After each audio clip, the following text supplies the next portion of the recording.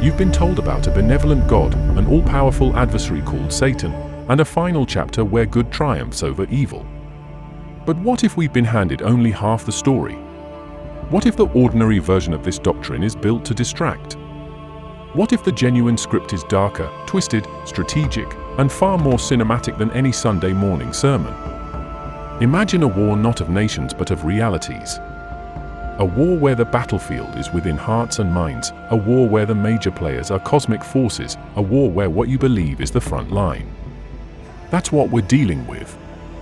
So in this first section we're exposing how the standard teaching about God, the end times, Satan has been trimmed, softened, and in many cases misrepresented. Because you deserve to see it uncut. Start with the concept of monotonous doctrine, endless sermons citing the same verses, the same simplified ends, the same tidy packages, evil wins a little, good wins in the end, everything fine. But behind that monotony is a deeper conflict, one of identity, authority, and hidden agenda.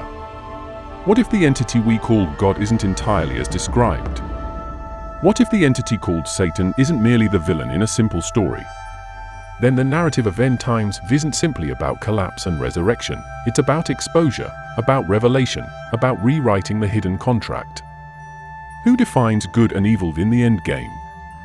Who gets to decide what the end looks like? If you're buying into a version of end times where everything is predictable, packaged, safe, you might be missing the stakes. The doctrine often taught says, prepare for tribulation, the rise of evil, a final judgment. But that's only part of the equation. The other part is, why was that predestined? What authority sits behind the scenes pulling strings? What if the creator authority has a face we don't recognize? What if the adversary is smarter, more subtle, more central to the narrative than we're told? Let's punch into the idea that the end times, the conflict, the cosmic confrontation, they've been unfolding long before your time. They are not just tomorrow's headlines. They're unfolding now, in dimension, in spirit.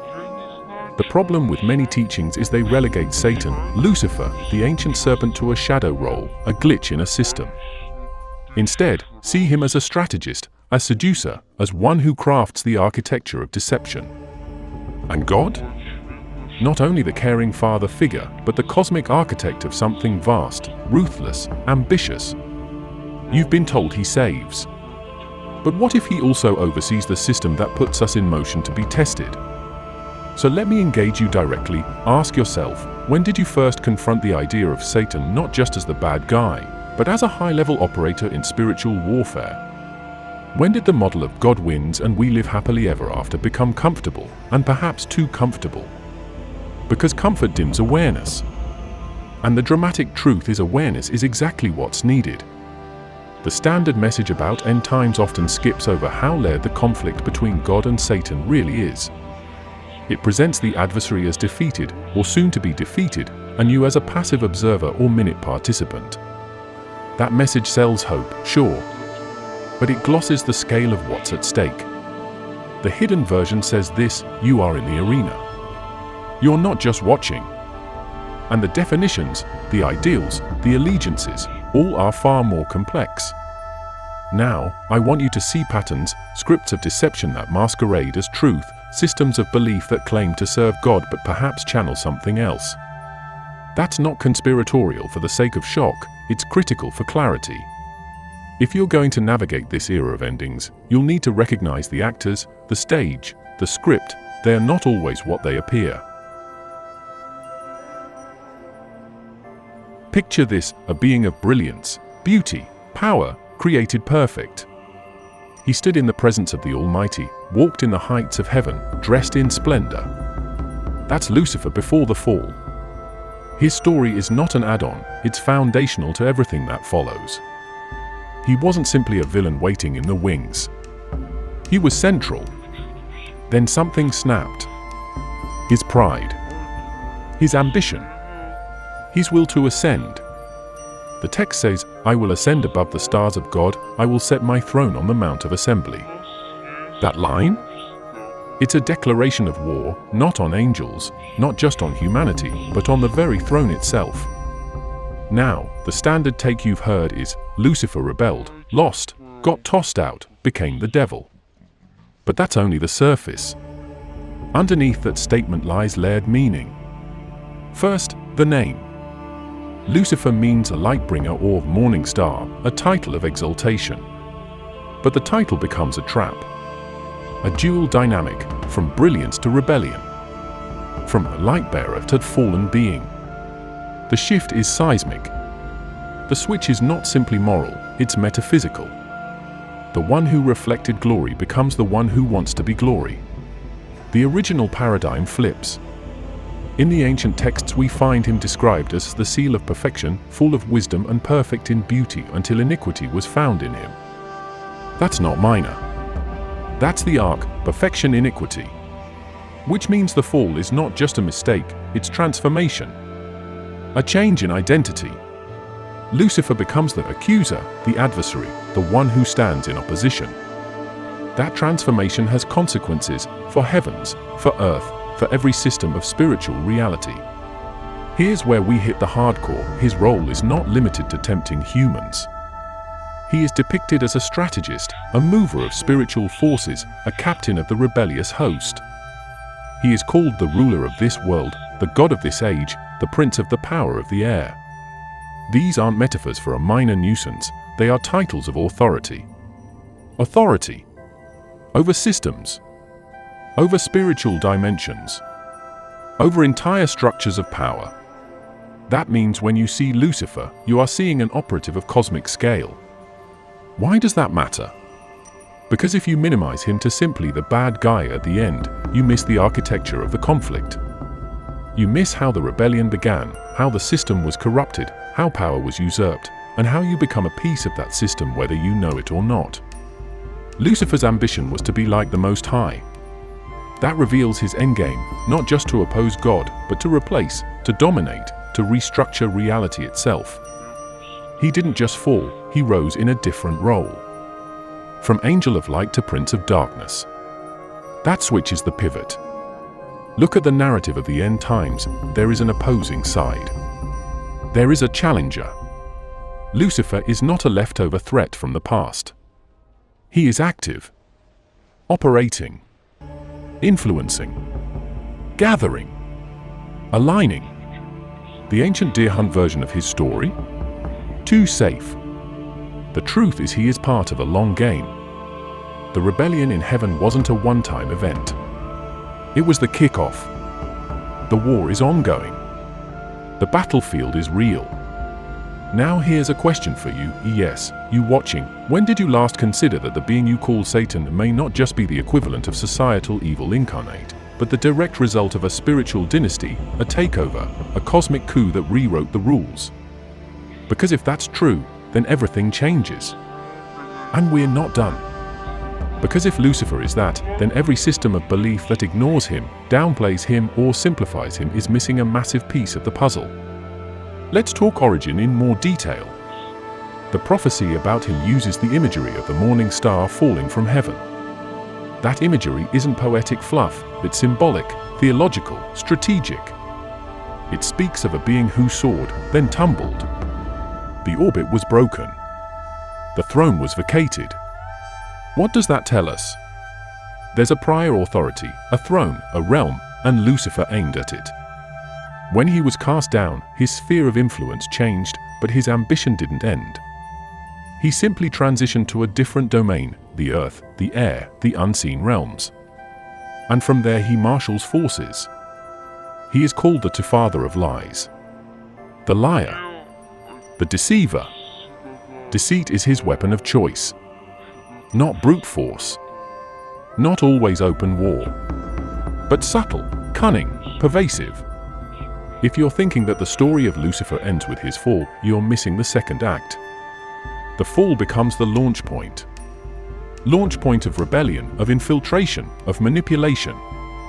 Lucifer becomes the adversary, the opponent, not just of God, but of humanity, of creation, of what was designed. The conflict that you assume is between humans and evil is actually part of something far broader, between the one who resisted authority and the one who established it, and you're in the crossfire.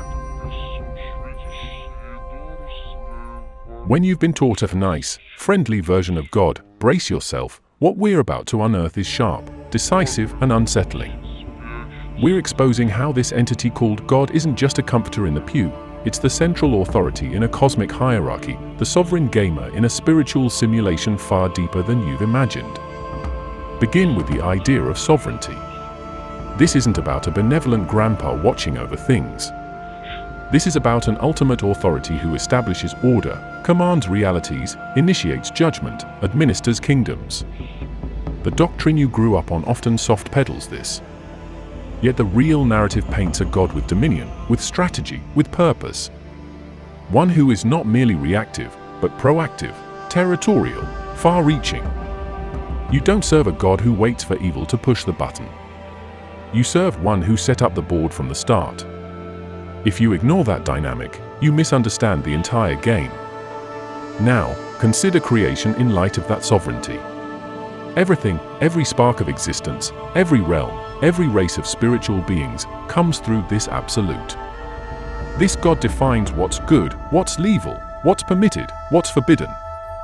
In that moment lies the greatest tipping point. If you accept He defines those terms, then stepping outside or against them isn't just sin. It's high treason. And that's where the friction enters. God didn't just make things and watch them. He instituted authority structures, kingdoms, hosts, laws, judgments. The cosmic endgame involves not just ruins and rescue, it involves the vindication of that authority. When you look at the notion of the end times, this God doesn't stand helpless in the wings. He's in command. He has a telos, a purpose, an end goal, to bring all things to a head. That means the days of hiding, of chaos, of subversion, they're not glitches.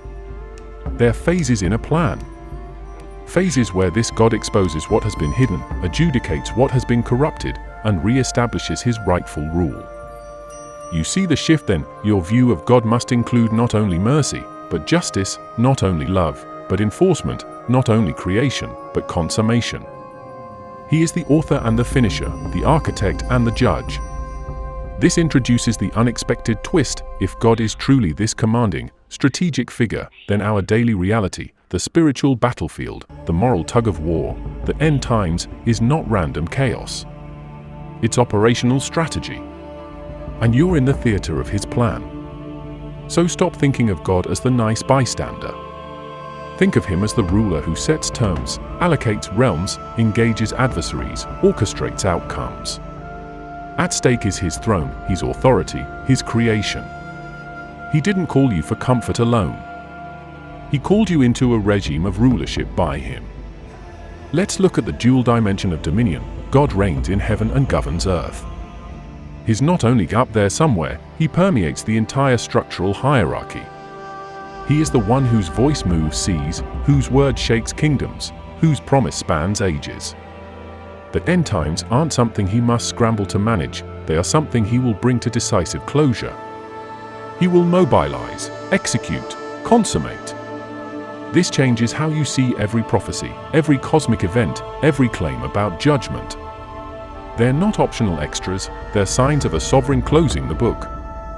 If you miss that, you reduce God to a passive participant, and that denies His grasp of power. Now, let's talk about authority and alliance. Since God is the supreme authority, He has structures beneath Him, kingdoms, angels, forces aligned with Him. But notice, being under Him isn't the same as being neutral. It's not like everyone kind of serves Him if they want. To serve Him is to submit to a system of authority, and opposition to that system sets you in motion against Him. Because in a universe of structured power, neutrality is impossible.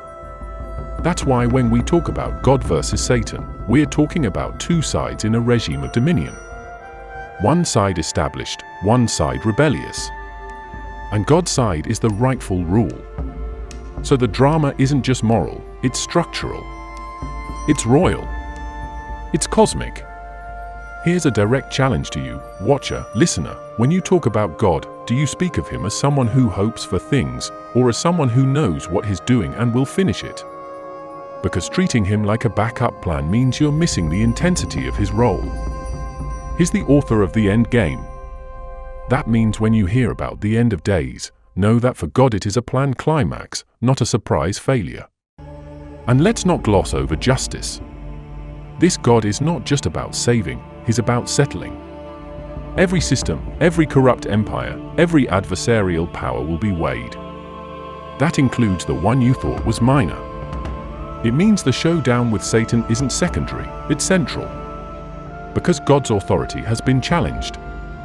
And you can't have a sovereign kingdom left unchallenged and still claim His rule means anything. So His dramatic involvement in the end times is built into His nature as dominator, judge, redeemer. Now, the authenticity of worship. If God is this commanding architect of the cosmos, then being in His service means more than rituals. It means allegiance. It means alignment with the authority stream. It means acknowledging Him as ruler, not just friend. When the end times arrive, when the structures collapse and the thrones shake, your position relative to His authority will matter. You can't be co-pastor of your own story. You've got allegiance either to Him or to someone opposing Him. Because God's kingdom isn't optional. The end game isn't what you were told. It's raw. It's vicious. It's the collapse of everything you took for granted. Buckle up, we're tearing into the architecture of the end times, a period not simply of disaster, but of strategic unmasking and cosmic reckoning. Picture this, reality itself begins to tilt. Not merely earthquakes or wars, but structures of power, spiritual highways, dominions once hidden, shifting, shutting down. The so-called end times aren't just about events, they're about the unveiling of what's always been under the surface. When the pressure builds, the system cracks. That's where this part of the story lives. We're told that history moves along a linear track, life, death, judgment, paradise. But what if the track is more like a battlefield lane saturated with hidden traps, secret corridors, and timelines built by ancient rebels and the sovereign authority alike? When the end times hit, they're not a surprise spring event. They've been in motion, gears turning, misshaped reality streams collapsing. The scenario: tribulation, deception, violence, spiritual warfare. It's not mystical fluff, it's operational dynamics. In the age of the end, the enemy isn't just outdoors, it's been inside the system. It's permeated culture, power, economy, faith. The tribulation isn't just suffering, it's the revelation of compromised systems and corrupted dominions. The ones you trusted, the institutions you believed protectively stacked, they begin to flop or show their cracks. Why? Because the battlefield has moved from out there to within the system. The hidden architects of rebellion begin to expose themselves. The adversary isn't hiding quietly anymore. He's active. The authority isn't innocently waiting. It's executing. You're probably familiar with 7 years of tribulation, the rise of the beast, the Antichrist. Yes, these are part of it. But reduce it to those headlines and you miss the depth. The end times bring a phase where systems of dominion collapse around you, but not just collapse, they come under judgment. The structures of control shift. There is a cosmic court session. The one who established rule draws everything to account. Revolt, lurking beneath the surface, becomes visible. And you see the consequence: what seemed stable becomes unstable. The world appears to unravel. Financial systems, alliances, ideologies, even spiritual claims, all reveal cracks. This is intentional. It's part of the unveiling. The end times aren't chaotic by accident, they're chaotic by design, through revelation. The hidden war flashes into view. The adversary's network is exposed, the sovereign's authority is asserted. The two sides show themselves. Now, ask yourself, when you hear about the end times, did you consider that they're already happening in dimension? The indicators aren't just meteor impacts or plagues, they're dominion shifts, authority disclosures, spiritual legalities in motion. And when they accelerate, that's the signal, the final act is approaching. The battle plays out in layers: visible chaos, unseen war, spiritual tribunal. In this phase, the adversary, whom we discussed earlier, will operate at full throttle. Deception becomes multimedia. Propaganda becomes worldwide. The illusion of control by the old regimes crumbles. People will look for protectors, for kingdoms, for colossi to entrust, but the real colossi are either collapsing or revealing themselves. The beast system isn't just prophecy, it's present form. The infrastructure of control, of power, of surveillance, of influence, it morphs into the arena of final conflict. Yet on the flip side, this sovereign authority we discussed doesn't sit idly. The end times mark his moment to act, to uncover, to correct, to renew. He pulls back the curtain. He lifts the veil. The conditions of his judgment become enforceable. The adversary's time, though long, runs out. The system built to hide his rebellion gets stripped. The lines between sovereign rule and rebel rule get magnified. When you watch this from outside, it looks like collapse. But from the sovereign's vantage, it looks like execution of plan. That's the point. The end times are not the breakdown of his design, they are the culmination of it. They're the moment when everything aligns for the verdict. Not if, but when. If you've been treated to a convenient version of faith where everything is clear, safe, simple, you've missed something. Because behind most narrative frameworks lie agendas, influence networks, power dynamics. When we talk about God versus Satan or end times, we're looking at conflict, not just spiritual, but structural. We're looking at schemes, codes, alliances that manipulate belief, authority, and truth. You're going to think of doctrine less like comfort and more like a system of control. First, consider how doctrines are built. Doctrines often claim to serve God, but sometimes they serve other powers. They claim to transmit truth, but they may transmit control. When you see phrases like obedience to God, submission to his plan, end times preparedness, you must ask, who defines obedience? Who schedules the plan? Who controls the narrative of preparedness? Because if you don't ask that, you're led into a matrix rather than liberated. The hidden agenda is mold the perception of truth so the power behind the throne remains undisclosed. You're counting on transparency, but you get managed oversight. Next, systems of belief become portals of influence. What if some structure labeled spiritual system is really a mechanism of governance? A mechanism of shaping loyalties, identities, thinking, fears. The discourse on end times gives special opportunity because it involves urgency, authority, ultimate stakes. That's high leverage. When you're told the end is near, you're susceptible. When told you must prepare, you may follow. When told this is the truth, you surrender maybe. Hidden agendas exploit that. They craft language, they frame theology, they define enemies. They influence who speaks, who listens, who acts. That's what this section picks apart. Then, the agenda uses deception, not always in obvious ways. The adversary, we defined earlier, doesn't always confront with obvious malice. He infiltrates systems, he influences interpretations, he questions authority quietly. The hidden agenda uses doctrines that look like truth but carry distortion. They twist words of power into words of submission without awareness. They redirect loyalty away from the rightful ruler. When you see a fear of end times chilled into compliance, obedience for reward reframed into control, truth revealed by us entangled with influence, you're seeing agenda at work. Doctrines become channels of manipulation. Next thread, the architecture of authority and influence. In any spiritual structure, there are lines above, below, sideways. The hidden agenda uses those lines. It builds networks, institutional, charismatic, ideological. These networks claim alignment with the ultimate authority, but they may hide intermediate power centers. Because if you serve only the visible top, but the visible top is in league with unseen layers, your allegiance may shift away from the unseen sovereign. The agenda thrives on obscuring intermediates. It masks the puppet master behind the marionette. It appeals to loyalty, suddenly you're loyal to the puppet, not the sovereign. That's dangerous because control gets displaced. The hidden agenda doesn't merely steer you, it sells you the steering wheel. It hands you authority in the guise of freedom. You think you're free. You're really corralled. Another piece, cultural and institutional manipulation. A hidden agenda doesn't act in isolation. It aligns with entities, religion, politics, media, education.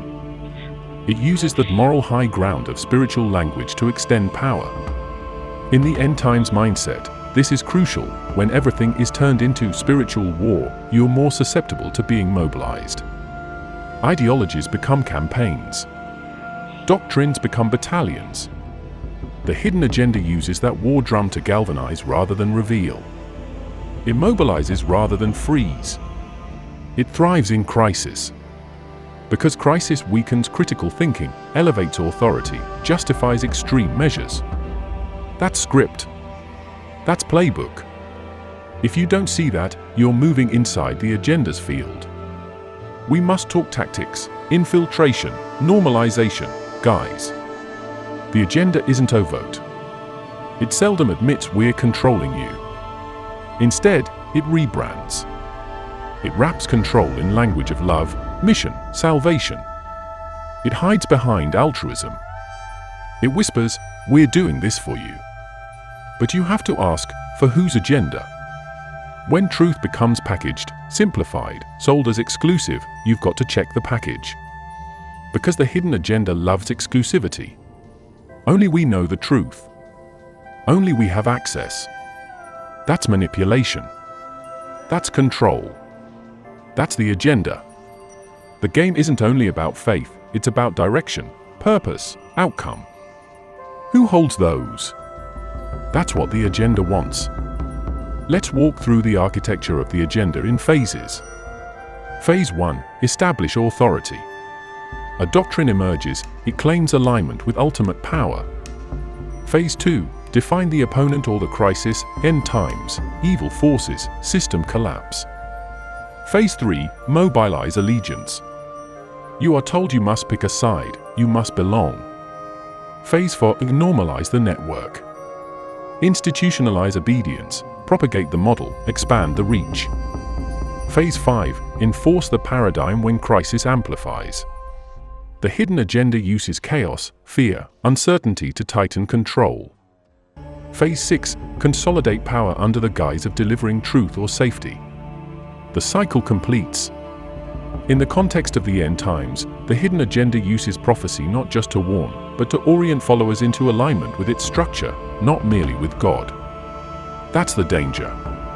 Now to the core, if this hidden agenda exists, then what you've trusted as faith may include layers of manipulation. The very system designed to protect you could be the system designed to direct you. Not to free you, but to filter you. Not to awaken you, but to align you. Not to connect you to sovereign authority, but to intermediary power. When doctrines emphasize select knowledge, secret truth, special deliverance, those are red flags. When the end times narrative is used to push urgency, fear, compliance, there's leverage being built. You see the tactical language, the world is about to end, only we have the map, align now. That's agenda, not liberation. And remember, the adversary we discussed earlier, he loves this. No better way to operate than through a system that claims to be anti-him but ends up serving his structure of deception. When the framework of belief deflects attention away from the real power lines and focuses you into comfort or fear, you become part of the problem. You're integrated into the agenda. The hidden agenda thrives by masking the real battle. You fight in the wrong arena, you marshal your troops for the puppet, not the sovereign. So the hidden agenda is the meta-battle. It's the battle behind battles. It's the agenda behind doctrines. It's the chessboard before the pieces fall. When the end times accelerate, when structures collapse, when schemes are exposed, that's when this hidden agenda gets revealed. Because the chaos unmasks the system. Those hidden lines of influence become visible. The puppet strings become taut. The network is revealed. The power centers that hid behind spiritual authority emerge into plain light. That's the final phase, exposure of the hidden agenda. And if you're not aware of it, you get caught in the fallout. Your allegiance may shift without you realizing. Your identity may fold into structures not yours. Your freedom may be traded for safety. Let's directly engage. As you listen right now, I want you to ask which doctrines you've accepted might carry an agenda you never examined. Which systems of belief promised truth but demanded loyalty? Which men times teaching shook you into compliance rather than opened you into awareness? Because the hidden agenda is stealthy. It doesn't brand itself. It brands you. It doesn't alert you. It aligns you. It doesn't liberate. It harnesses. And it uses spiritual language to do it. We're diving into the moment when everything gets exposed and real power shows its hand in the rawest form. Stay with me. Picture the moment the battleground shifts, not just the fronts, but the control room. All the hidden contracts, all the subterranean alliances, all the veiled authorities, they come into view.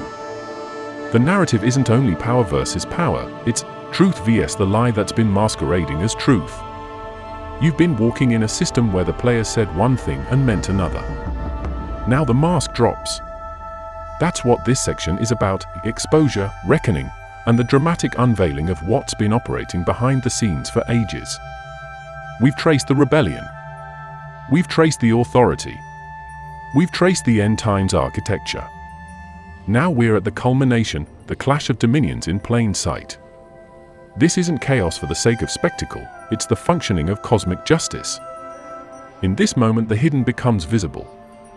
The suppressed voice rises. The corrupt network fractures. And the universe's true standard sets itself. For every entity, every system, every influence, the moment of truth or exposure arrives. When that happens, you see the lines of division brutal and clear. You see who aligned with the rightful rule and who joined the usurpers. You see systems collapse, and you see new alignments form. Not just new institutions, but new realities. Not simply new doctrines, but new kingdoms. The end times are not just about calamity. They are about realignment, about restructure, about authority being restored in full visibility. Imagine standing at the threshold. You realize your reality has been part of a hidden theater. You realize the rules you accepted were not universal, they were authored. Now the author steps out. The director walks into the frame. All the extras, all the sets, they begin to fade. The curtain pulls back. The audience becomes the cast. You become a player. Your choice, your alignment, your gaze, they matter because the stage is real. In that moment, the adversary we've been talking about, the one who waged rebellion and moved systems, is revealed, not just as an idea, but as a strategist exposed. His networks, his tactics, his alliances, they're exposed. Transparency becomes his undoing. Every hidden move becomes visible. And in that vulnerability, the rightful authority acts, not in secrecy, but in openness. Not behind closed doors, but in the open arena. Simultaneously, the sovereign ruler, the one who laid the blueprint, who set the cosmos in motion, who declared the end from the beginning, acts fully. Authority is no longer passive. Judgment is no longer whispered. Sovereignty is not distant. It is present. It is in motion. Systems of old collapse. Truth becomes manifested. Structures of dominion realign. The end game is the establishment of the original design, not an afterthought. This is what you've been watching the pieces head toward.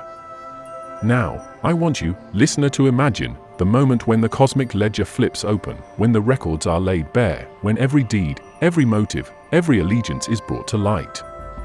That's where we are headed in the grand narrative. The end times aren't only about devastation, they're the context for reconciliation of all things under the rightful rule. Every fragment of rebellion, every shadow of doubt, every hidden system, they all come under the spotlight. No corner stays dark. No secret stays secret. What happens then? The established, true order begins to manifest. The rule that was always legitimate, not invented, but original, takes its throne. The plan that was eternal, not reactionary, unfolds. The promise not just of rescue, but of restoration. The arena of rule, the theater of justice, the domain of authority, they're all activated in full. The end times are the stage, but the show is sovereignty and outcome, not just destruction. For you in this story, you're not a spectator. You're not incidental. The game is real. The stakes are absolute. Your position, your perception, your allegiance, they all matter. The final alignment will not be based on convenience or tradition, it will be based on reality. Who stands with the rightful rule when all illusions drop? Who aligns with the truth when all lies are unmasked? Because that's the turning point. That's the threshold. Everything you've been told about how it ends is only part of it. The grand finale isn't simply evil destroyed, good wins, everyone lives happily. No. It's the rightful rule reinstated, the usurper dethroned, the systems corrected, the creation fulfilled. The end times are the brushstroke, but the picture is sovereignty fully revealed. The system of the adversary collapses under scrutiny. The dominion of the sovereign engages in full force. The story moves into consummation. And you, watching, sift through what you've believed, what you've followed, what you've accepted. Because when the alignment crystallizes, you'll see clearly whose game you were playing. The end times will separate not just events, but realities. Not just systems, but identities. Not just kingdoms, but kings. The end times bring the collision of authority, the exposure of agendas, the unveiling of truth. They bring the final answer, the final power play. The rightful ruler stands. The rebel stands revealed. The stakes are clear. The battleground is visible. Thank you for staying with this video until the end. Thanks for engaging with the message. Appreciate every one of you for tuning in and watching.